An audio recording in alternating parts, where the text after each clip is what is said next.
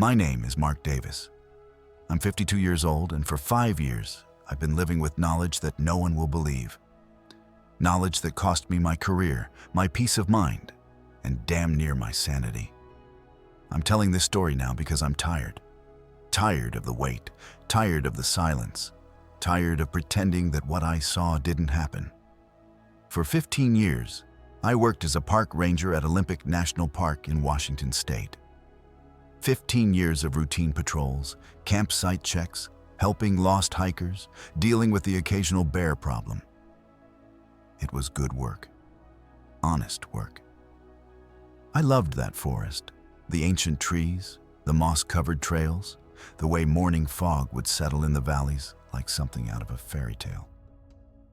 I'd heard all the stories, of course. Every ranger has. Campers who swore they saw something moving between the trees at night. Hikers who found massive footprints that didn't match any known animal. The locals had their legends about what lived deep in those woods. Sasquatch, Bigfoot, whatever you want to call it. I never believed any of it. Not once in 15 years. I was a practical man, a skeptic. When people asked if I'd ever seen anything strange out there, I'd laugh and tell them the strangest thing in those woods was the tourists who showed up in flip-flops, expecting to hike 10 miles. My life was simple and predictable.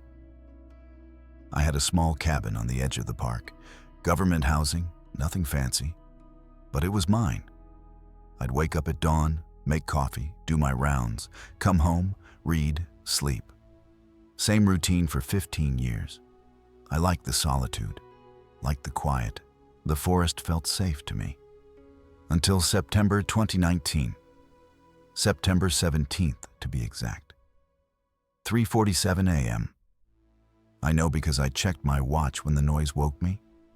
I'm a light sleeper. You have to be when you live alone in the woods. Every sound registers. I can tell the difference between a deer moving through brush and a bear knocking over trash cans. I know what wind sounds like versus something walking. This was different. It was a rhythmic sound. Deliberate. The unmistakable noise of something digging, metal hitting earth, dirt being moved, the scrape of a shovel or something. I lay in bed for a few minutes, trying to place it. Could be an animal. Could be a camper doing something stupid at 3 a.m. Could be nothing. But it was close. Too close. Maybe 50 yards from my cabin. I got up, pulled on my boots and jacket, grabbed my flashlight. Then I remembered I'd recently gotten a night vision camera for documenting nocturnal wildlife. It was sitting on my desk, fully charged. Something told me to bring it instead of the flashlight. Don't ask me why. Instinct, maybe. Or luck, or fate. I stepped outside into the cold September night. The moon was nearly full, giving everything a pale silver glow. The digging sound was clearer now, coming from the tree line to the north, past the clearing where I parked my truck. I turned on the night vision camera and started walking toward the sound. The forest at night is a different place than during the day. Shadows move differently. Sounds carry strangely. Your brain starts playing tricks, making you see things that aren't there. I'd been in these woods at night hundreds of times. I wasn't scared. Not yet. I moved slowly, carefully, camera raised. The digging continued, steady, purposeful, powerful. Whatever was making that sound was strong, very strong. I got within 30 yards and stopped behind a large Douglas fir, raised the camera, pointed it toward the sound, and saw it. Through the green glow of night vision, I saw something that shouldn't exist. It was massive, at least 8 feet tall, maybe more, covered in dark hair or fur that seemed to absorb the moonlight. Broad shoulders, long arms, moving with a fluidity that was both animal and not animal. It was digging with its hands. No tools, just its hands, scooping earth out of a hole that was already waist deep. My first thought, the only thought my rational brain could produce, was, bear. It's just a bear. But it wasn't a bear. Bears don't stand upright and dig like that. Bears don't have that shape, that posture, that deliberate purpose. I stood frozen, camera recording, watching this thing work. My heart was hammering so hard I thought it might hear it. My hands were shaking. But I kept the camera steady. I kept recording. After about 5 minutes, though it felt like hours, the creature stopped digging. It reached beside the hole and picked something up. Something large wrapped in what looked like deer hide. The bundle was long, roughly the size and shape of... No. My brain refused to finish that thought. The creature placed the bundle in the hole carefully, almost gently. Then it began pushing the dirt back in, covering whatever it had buried. This wasn't random. This was intentional, methodical. This thing was burying something with purpose. I should have left right then. Should have backed away slowly and gotten the hell out of there. But I couldn't move. I was paralyzed. Not by fear exactly, but by the sheer impossibility of what I was witnessing. The creature finished filling the hole. It patted the dirt down with those massive hands, then gathered leaves and forest debris, covering the disturbed earth, camouflaging it. Then it stood up to its full height, and I realized just how enormous it really was. 9 feet at least, maybe more. And it turned its head in my direction. I stopped breathing. Through the night vision camera, I could see its face. Not clearly, just the shape of it. The eyes caught the ambient light and reflected back, glowing green in the camera's display. It was looking right at me. Every instinct in my body screamed, "Run!" But I knew that if I ran, if I moved at all, it would come after me. And I would not outrun that thing. So I stood there, camera still recording, and didn't move a single muscle. We stayed like that for what felt like forever. The creature staring in my direction, me frozen behind the tree. The only sound was my heartbeat pounding in my ears. Finally, the creature turned away. It moved back toward the deeper forest, walking upright, moving between the trees with surprising quietness for something so large. I waited until I couldn't see it anymore. Then I waited another 5 minutes. Then I slowly, carefully, backed away toward my cabin, camera still in my hands, never turning my back on the forest. I got inside, locked the door, and sat on my bed shaking for the next 2 hours. When the sun finally came up, I sat at my kitchen table with coffee I couldn't drink and stared at the camera. The red light indicated it was still recording. I'd captured the whole thing, 23 minutes of footage. I should have watched it right then, should have verified what I saw. But I couldn't, not yet, because watching it would make it real, and I wasn't ready for it to be real. Instead, I sat there as dawn light filled my cabin and tried to convince myself it had been a dream, a hallucination. Too much coffee, not enough sleep, your imagination running wild. That's all it was.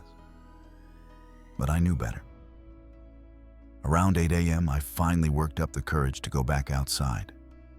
I told myself I was just checking the perimeter, doing my job, being thorough. I walked toward the tree line where I'd seen the creature. The morning birds were singing. Sunlight filtered through the canopy. Everything looked normal, peaceful, safe, until I smelled it. The smell hit me about 20 yards from the site. Sweet and rotten and wrong. The unmistakable smell of decay, of death. I found the disturbed earth exactly where I'd seen the creature digging. In daylight, you could clearly see the rectangular shape of the filled-in hole, the carefully arranged leaves and debris on top. The The smell was coming from there. I should have called it in right then. Should have radioed the main office, reported a possible buried body, let the authorities handle it. But something stopped me. Maybe it was curiosity. Maybe it was the need to know for sure, to confirm I hadn't lost my mind. I went back to my cabin and got a shovel. I'm not proud of what I did next. I tampered with what was clearly a crime scene. I disturbed evidence. I broke protocol. But I had to know. I started digging. The smell got worse with every shovelful of dirt. That thick, cloying sweetness that coats your throat and makes your eyes water. I tied my bandana over my nose and mouth and kept going. 3 feet down, my shovel hit something that wasn't dirt. I stopped, knelt down, brushed away the loose soil with my gloved hands. Fabric, old, rotted fabric, and underneath, bone. A human femur, still partially covered in decomposed tissue. I jerked back, nearly fell on my ass. Stood there staring into the hole I'd dug, my mind racing. There was a body buried here. A human body. And that thing, that impossible creature, had buried it. But why? Why would it bury a body? Unless it had killed them first. My hands were shaking again as I pulled out my radio and called it in. Base, this is Davis. I need law enforcement at my location immediately. I've found human remains. The dispatcher's voice crackled back. Copy that, Davis. What's your exact location? I gave her the coordinates, then sat down on a log about 10 feet from the hole and waited. That's when I noticed the other disturbed patches of earth. Now that I was looking, really looking, I could see them. 5, 6, 7 rectangles of slightly sunken ground, all camouflaged with leaves and debris. All roughly the same size as graves. And the smell wasn't just coming from the hole I'd opened. It was coming from all of them. The sheriff's department arrived within 2 hours. 3 deputies, a detective named Sarah Chen, and a forensics team from Port Angeles. They came prepared for one body. They weren't prepared for what we found. Detective Chen took my statement while the forensics team started their work. I told her everything. Waking up to digging sounds, investigating, finding the disturbed earth, the smell. I told her about the other patches of ground that looked suspicious. What I didn't tell her was what I'd seen digging that hole. I don't know why I held back. Maybe I thought she wouldn't believe me. Maybe I was protecting myself from sounding insane. Or maybe some part of me knew that once I told that part of the story, everything would spiral beyond my control. How many sites do you think there are? Chen asked, looking at the clearing. I count 7 distinct areas, I said. Maybe more further out. She radioed for cadaver dogs and ground-penetrating radar equipment. This had just become a major operation. By noon, the forest around my cabin looked like a crime scene from a TV show. Yellow tape everywhere, forensic tents, more law enforcement arriving every hour. Someone had called the FBI. The cadaver dogs went crazy. They alerted on 12 separate locations within a 100-yard radius of where I'd found the first body. 12 graves. The excavation took 3 days. I wasn't allowed near the sites, but I could see the white tents going up, hear the murmur of voices, watch the body bags being carried out one by one. 12 bodies, different stages of decomposition. The forensics team estimated they ranged from a few months old to possibly 30 years or more. Some were barely skeletons, others were fresher. Detective Chen came to my cabin on the 3rd evening. She looked exhausted. Mark, we need to talk about something, she said, sitting at my kitchen table. We ran preliminary IDs on the remains we could process. 4 of them match missing persons cases from the past decade.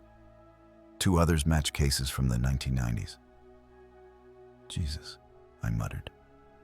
These people disappeared from different parts of the Olympic Peninsula. Different years, different circumstances. But they all vanished while hiking or camping in this general area. She pulled out a map and spread it on the table. Red circles marked disappearance locations. They formed a rough pattern around the park. Whoever did this has been operating for decades, Chen said. This is a serial killer's dumping ground. I stared at the map, my mind racing. A serial killer. That's what they thought. That's what made sense to them. Did any of them show signs of... I hesitated. How did they die? Chen's expression darkened. That's the strange part. The ones that still had enough tissue to examine. No obvious signs of trauma. No bullet wounds, stab wounds, strangulation marks. It's like they just died. And then were buried here. Could they have died from exposure, getting lost in the woods? Possibly. But then who buried them?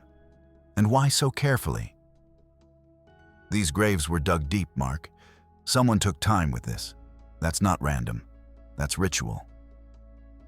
I almost told her right then. Almost mentioned the footage on my camera. But something held me back. There's something else, Chen said quietly. We found tracks around some of the grave sites. Large tracks. Barefoot impressions. But the size is unusual. 17 inches long. The forensic anthropologist said they're human-like, but the proportions are off. Too wide, too deep.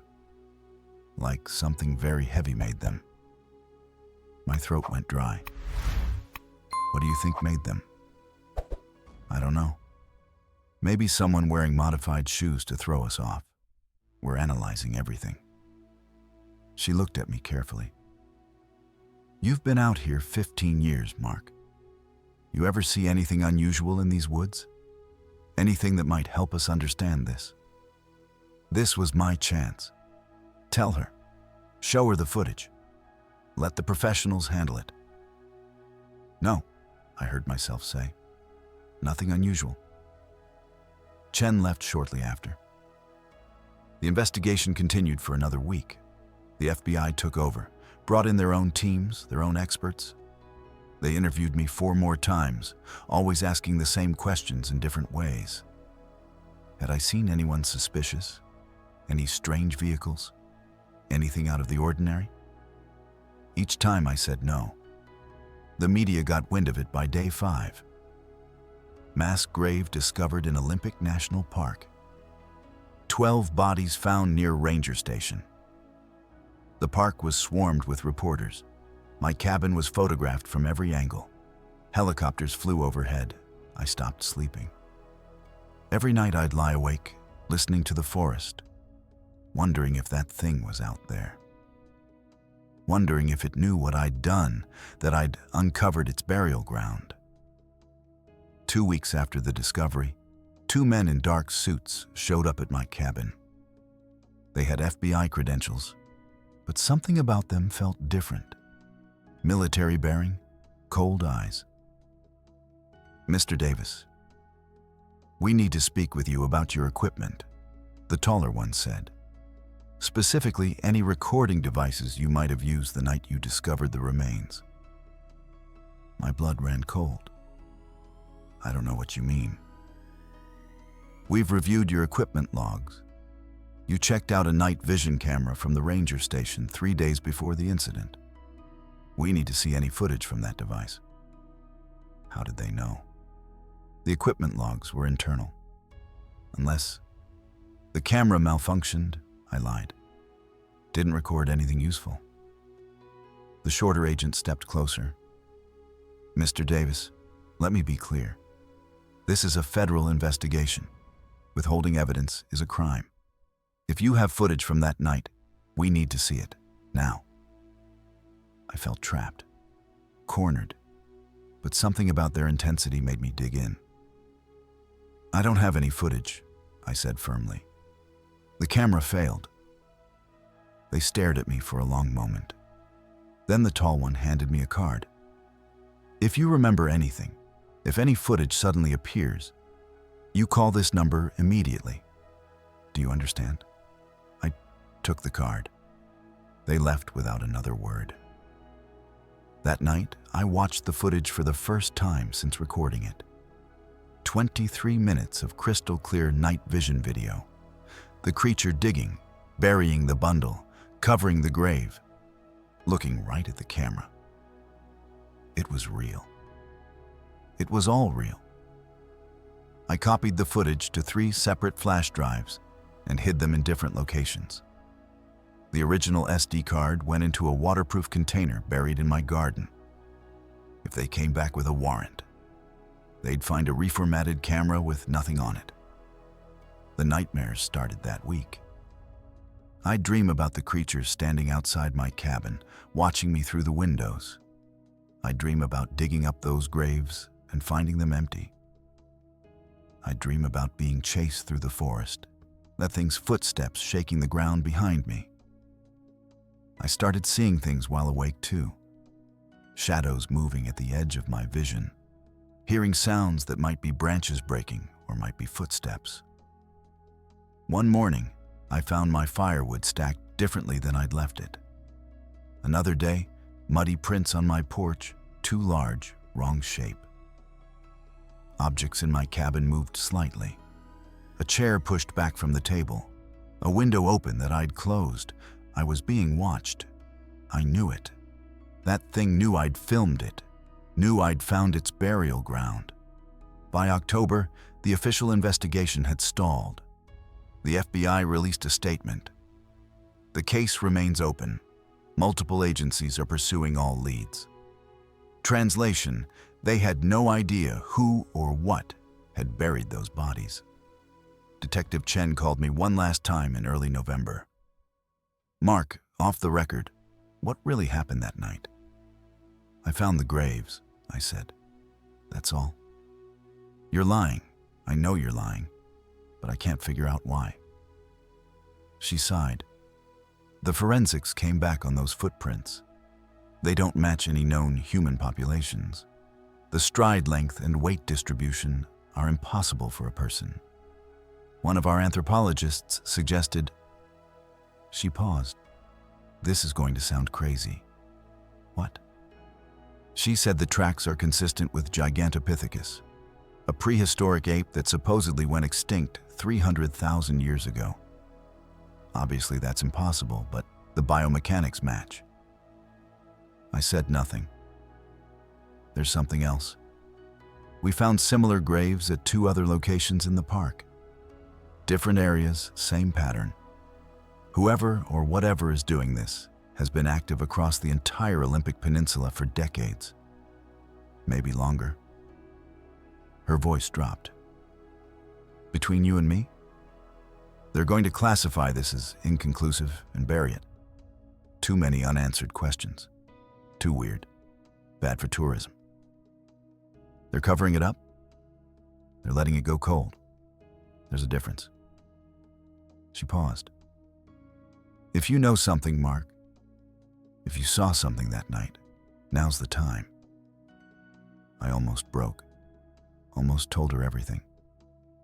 I'm sorry, I said. I wish I could help. That was the last time we spoke. The park reopened to visitors in December. The media moved on to other stories. The graves became a footnote, a mystery, an unsolved case that would occasionally appear in true crime podcasts. But I couldn't move on. Every night, I'd lie awake listening. Every day, I'd find new signs. Scratches on my cabin walls. Too high for a bear, too deliberate. Deer carcasses left in my clearing, arranged in patterns. And the footprints. Always the footprints circling my cabin in the early morning hours. The thing knew where I lived. And it was letting me know it was watching. In January 2020, another ranger, Tom Whitmore, good guy, 20 years on the job, came to my cabin for coffee. We'd worked together for years. He knew something was wrong. "You're not sleeping," he said, looking at my face. "You look like hell, Mark." "I'm fine," I lied. "You're not, and I know why." Tom leaned forward. 2 nights ago, I was doing a patrol near Ho River Trail. I saw something big, walking upright through the trees. I tried to follow it, but...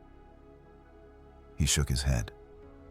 "Mark, I've been telling myself for years that the stories were bullshit. But I saw it. It's real." "Did you report it?" "And say what? That I saw Bigfoot? They'd pull me off duty for psych evaluation." Tom looked at me hard. "You saw it too, didn't you? That night before you found the graves." I didn't answer.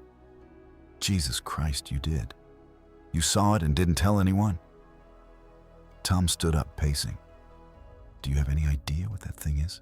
Where it came from?" "No." "Are there more of them?" "I don't know." "Did it kill those people?" That was the question, wasn't it? The question that had been eating at me for months. "I don't know," I said quietly. But I was starting to have a theory. A terrible theory that I couldn't shake. What if it didn't kill them? What if those people died out there? Exposure, accidents, heart attacks, any of the 100 ways people die in the wilderness. And this thing had found them. What if it was burying them, putting them to rest? Or what if the opposite was true? What if it had been hunting humans for decades, and I'd stumbled onto its feeding ground? I didn't know which possibility was worse. Tom left shortly after. He transferred to a different park 3 months later. I never told him about the footage. By February, I'd made my decision. I couldn't stay. Couldn't keep living like this. Paranoid, sleep-deprived, watching the tree line for movement, listening for sounds that shouldn't exist. I submitted my resignation effective March 31st, 2020.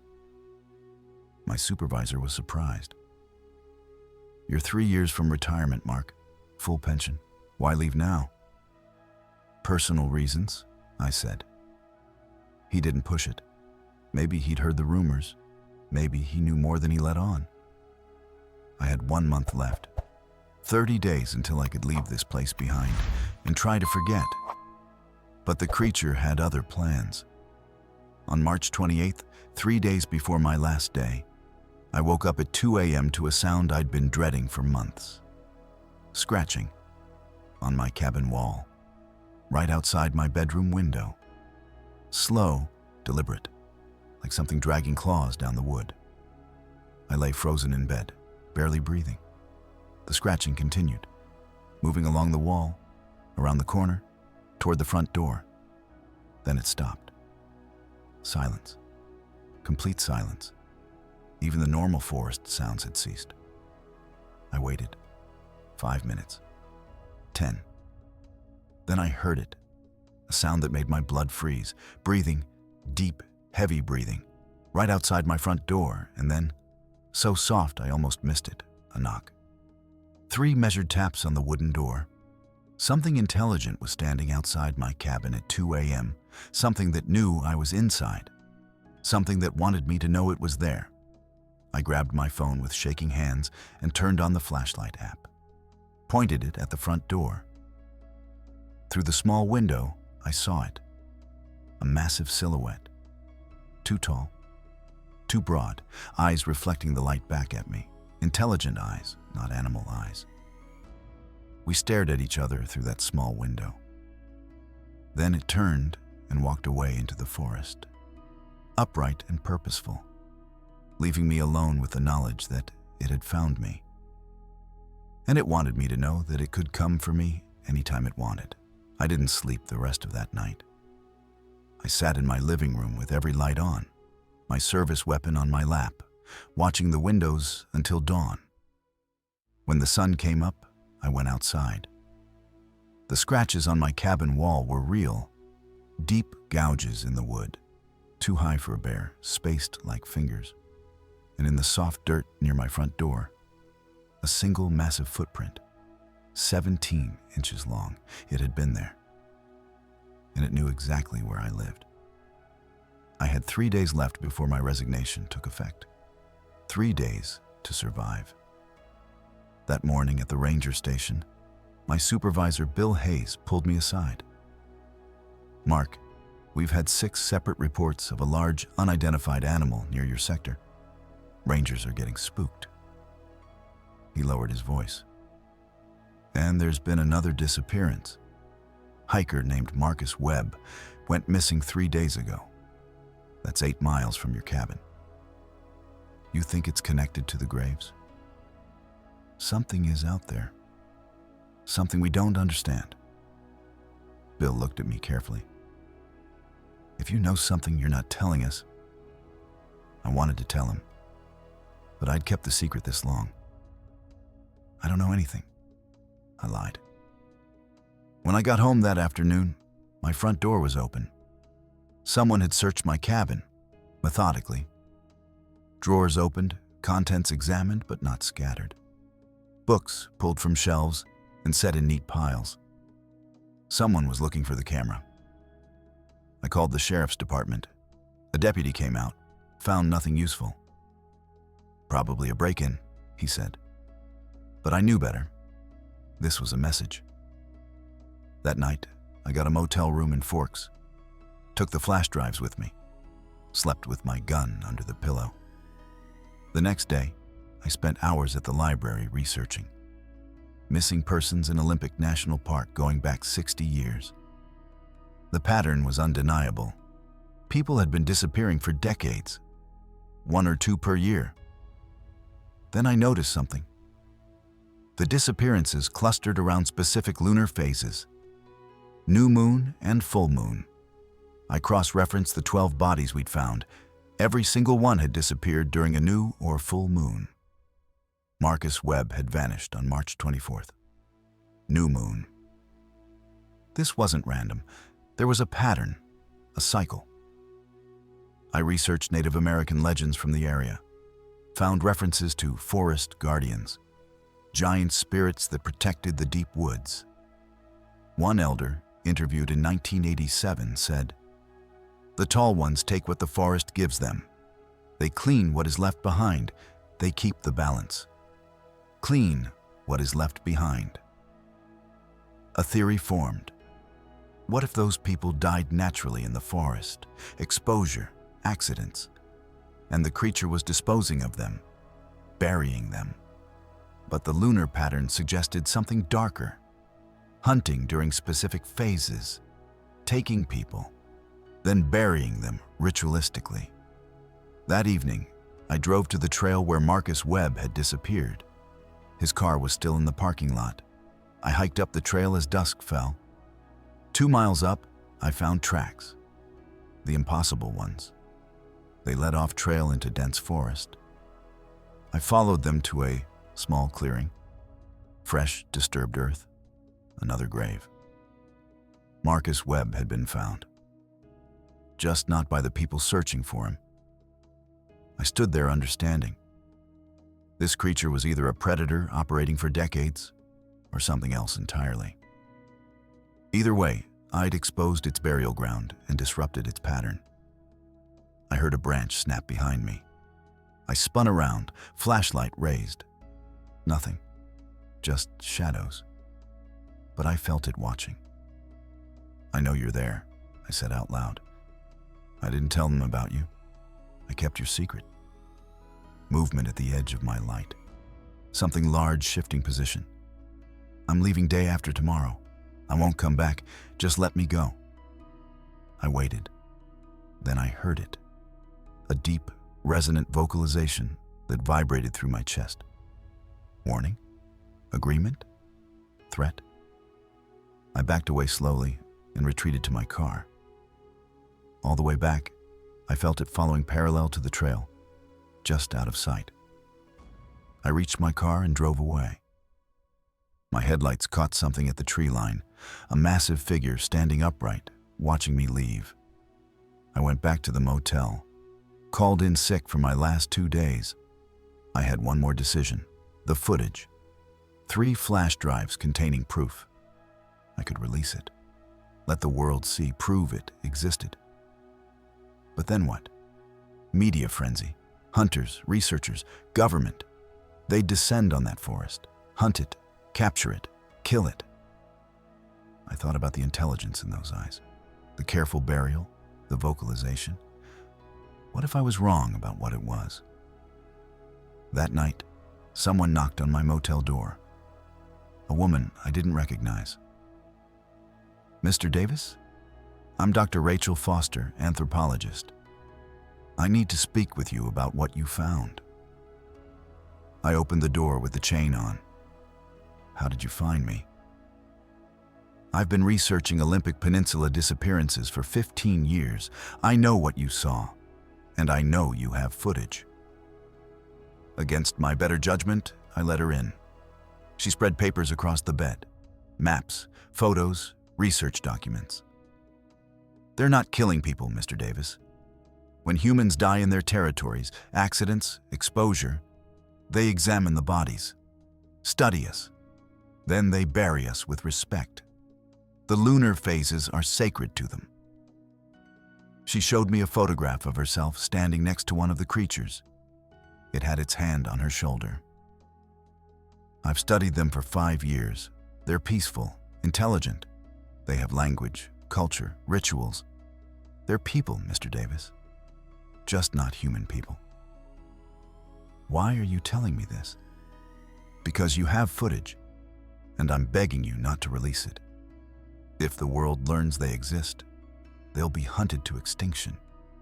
The government will never let them remain free." She left me her card and walked out. At dawn on March 31st, my last day as a ranger, I made my decision. I took the flash drives to a remote hiking trail and burned them. Watched the plastic melt until there was nothing left. The only evidence was gone. That night, I went to my cabin one last time to collect my things. On my kitchen table were objects arranged in a pattern. Stones, feathers, bones, and in the center, pressed into soft clay, a handprint, not a paw, a hand. 4 fingers and a thumb. Massive, but unmistakably a hand.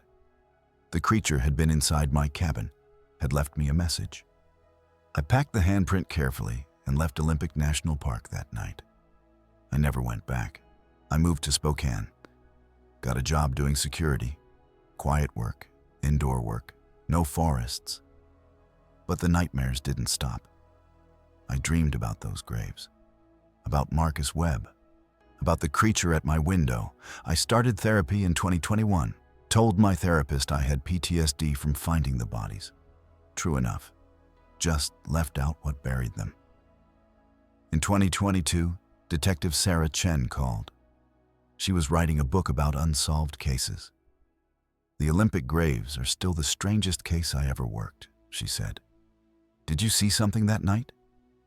I almost told her. Almost broke after 2 years of silence. "I'm sorry, Sarah. I can't help you." She published the book in 2023, theorized it was a serial killer who died or moved away, which is why the pattern stopped. Except the pattern hadn't stopped. I still followed the news. People were still disappearing, 1 or 2 per year, always during new or full moons. The creature was still there, still following its rituals, but more carefully now. No more mass burial grounds. It had learned, adapted. By destroying the footage, I hadn't just protected it, I'd taught it how to avoid detection. That realization destroyed me. In March 2024, 5 years later, I drove back to Olympic National Park. I had to know the truth. I hiked to the clearing where the 12 graves had been found, stood there for 3 days, speaking to the empty forest. I need to understand. I need to know if I did the right thing. On the 4th day, exactly 5 years after I destroyed the footage, I felt it. That sensation of being watched. I turned and saw it, partially hidden behind a cedar tree 40 yards away. the same creature. "Did you kill those people?" I asked. "Did you hunt them?" It stepped into the clearing, tilted its head, made a mournful sound. It gestured toward the graves, then placed a hand over its chest, then gestured at the forest around us. "Show me," I said. "Help me understand." It turned and walked deeper into the forest. I followed. We reached a ravine. At the bottom was a body, recent, maybe a few days old. Male, middle-aged, hiking gear. Gregory Walsh. Missing person report from 4 days earlier. The creature climbed down. I followed. It knelt beside the body and made that mournful sound again. Then it began positioning the body carefully, respectfully. Started digging a grave. "Did you kill him?" I asked. The creature stopped, looked at the body, then at me, made a sharp, emphatic sound. "No." It gestured at the body, then mimicked falling, gestured at the ravine walls. Gregory Walsh had fallen, already dead, and the creature was burying him. I watched as it gently placed the body in the earth, covered him carefully, arranged stones to mark the spot. When finished, it placed one hand on the grave and made a long, complex vocalization, a prayer, a blessing. Then it looked at me. "You're not a killer," I whispered. "You're a caretaker." The creature made a soft sound. Acknowledgement. Dr. Foster had been right. The creature approached, slowly, stopped 6 feet away. Up close, I could see the intelligence in its eyes, not animal intelligence, but something closer to human. The weathered quality of its face. It raised one hand, palm up. I understood. I placed my hand against its palm. My hand looked like a child's, but the touch was gentle, warm, skin, not fur. We stood like that for 30 seconds, a connection between species. Then it pulled back, vocalized one more time, "Goodbye," and walked into the forest. I climbed out and called 911, reported finding Gregory Walsh's body. Search and rescue found him 3 hours later, ruled accidental death from fall trauma. No one mentioned the fresh grave beside him. I drove back to Spokane that night. That was 6 months ago. I think about that encounter every day, about the creature's gentle touch, about watching it bury Gregory Walsh with ceremony.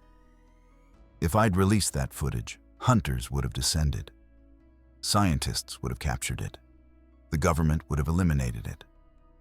But it wasn't an animal. It was a person. Different, but a person. With culture, with rituals, with respect for life and death. Last week I got a letter. No return address. Inside was a photograph. A family group of the creatures. Adults and juveniles. 5 individuals. On the back, "They're still here, still safe. Thank you. RF, Dr. Foster. Still protecting them." I understand why now. Some truths are too dangerous. Some mysteries need to stay mysteries. There are less than 100 of them left, living in the deepest wilderness, quietly going extinct. They're not monsters. They're intelligent life trying to survive in a world that doesn't have room for them. And I'm one of maybe a dozen people who knows they exist. People still disappear in Olympic National Park, 1 or 2 a year. Most are found, some aren't. And for those who die alone in that forest, something finds them. Something that treats their remains with dignity. Something that gives them a burial when no one else can. The creature I met showed me more humanity than most humans do. It honored its dead and ours, and tried to coexist peacefully. My name is Mark Davis. I'm 52 years old. I destroyed evidence that could have rewritten history. And I'd do it again. Some secrets are worth keeping. Some creatures have the right to exist in peace. I keep Dr. Foster's photograph in my wallet. 5 individuals, a family, still alive, still free, still secret. Last week, another hiker disappeared. Sarah Martinez, 34. Full moon. Her body won't be found. But somewhere in that forest, something will find her. Something will dig a grave with careful hands. Something will lay her to rest with ceremony. Sarah Martinez will never truly be alone. None of them are. That's my burden. That's my secret. By keeping it, I've protected the last remnants of something ancient and beautiful that deserves to exist, even if the world never knows. My name is Mark Davis, and this is the story I can finally tell.